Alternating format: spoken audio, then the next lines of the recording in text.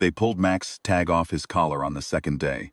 I watched the cataloger, a pale, smooth-skinned Vethani in a gray survey vest, drop it into a specimen tray like it was nothing.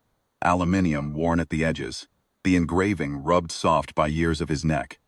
One side said Mac, the other said my address on Carteret Street and a comm number I hadn't used since before the war. The cataloger sealed the tray, logged a reference number, and set it on the shelf behind him without looking at me. I was sitting on a processing bench in what used to be a freight hangar on the edge of Gulliver Port. The Vethani Survey Authority had converted it in about 4 days. Portable partition walls, overhead daylight panels burning white and clean, rows of specimen trays and scanning rigs, and a smell like new plastic. Efficient, I'll give them that. They'd landed 3 survey ships, set up depot operations across 6 of our port cities, and begun what their documentation called a comprehensive biological and social inventory of inhabited world GX-114 Tertius, which was us, before most of our governments had finished arguing about whether to call it first contact or an incursion. The answer, it turned out, was neither. It was a survey. The Vethani Survey Authority catalogued inhabited worlds the way an insurance assessor catalogs a house after a flood, methodically, without malice, and with a thoroughness that felt worse than hostility because it came with no heat at all. I was logged as a registered biological keeper. That was their term. It meant I was a human who had been found in lawful possession of a non-sapient animal, which in the Vethani framework meant I held that animal in a condition of registered dependency. The tag, their lead cataloger had explained to me on day 1, was the ownership marker, proof of registration. He had said it with the flat, patient tone of a man reading from a legal definition he had not written and did not need to defend. It simply was what it was, in the same way gravity simply was what it was. His name, as best I could render it, was Vethani, Senior Survey Analyst, Biological Classification Division. He was about my height, pale as chalk, large dark eyes that moved between his tablet and my face with the same calibrated attention he gave the specimen trays. Not cruel, not kind, present the way a measuring instrument is present. On the morning of the 3rd day, he sat down across from me with a tray in his hand and his tablet open and began walking through his preliminary classification report. I was a registered biological keeper. Mac, whose name he rendered as Specimen GX-144T Canid 0047, was a domestic canid, subclassification companion dependency type, non-sapient, held under a registration system indicated by the aluminium identification marker. Earth, he noted, maintained such registration systems across most of its settled zones.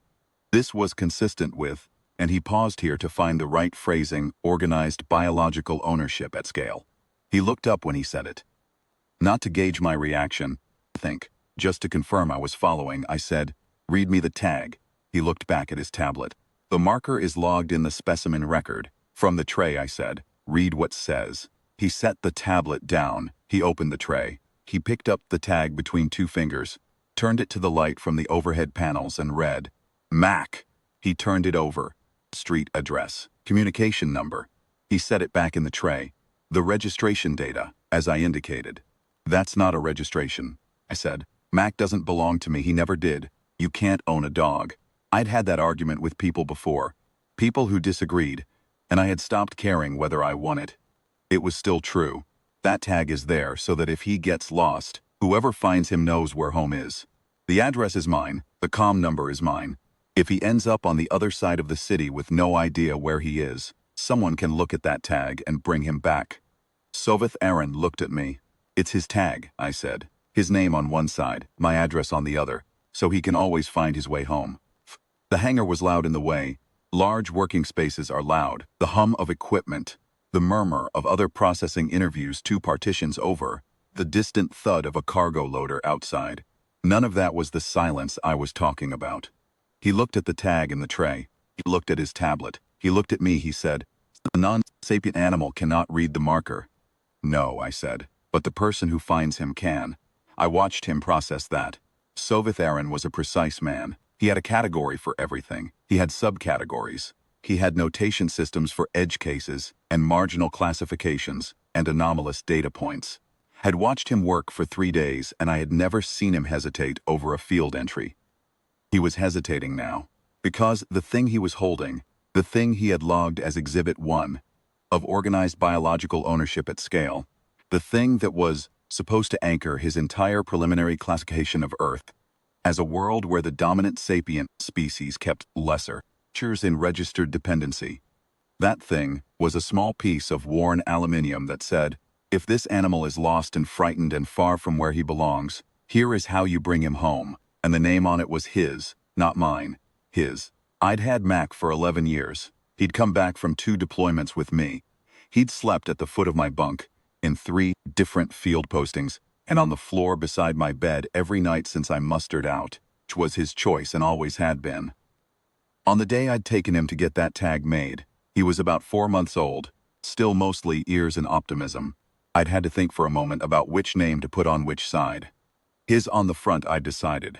Mine on the back, because if he was lost, the person who needed to act was whoever found him, and the information they needed was how to reach me. It had not occurred to me, doing that I was building an argument. It was just a tag. I reached across the table and picked it up out of the tray. Soveth Aaron did not stop me.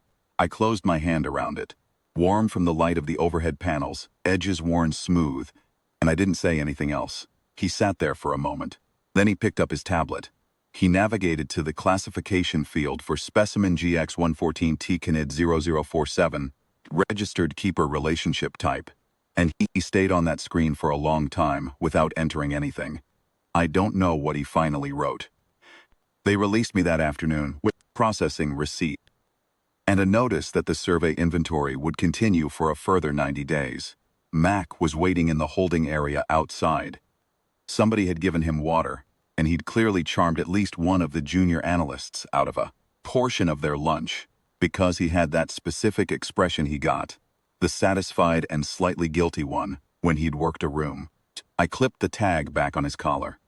He shook himself. The tag clicked against the metal ring, and we walked out of the hangar into the afternoon. I still have it 11 years of wear, and it still reads clean on both sides. His name, my address. I don't know what Soveth Aaron put in his report about us, but I know what he was looking at when he stopped writing.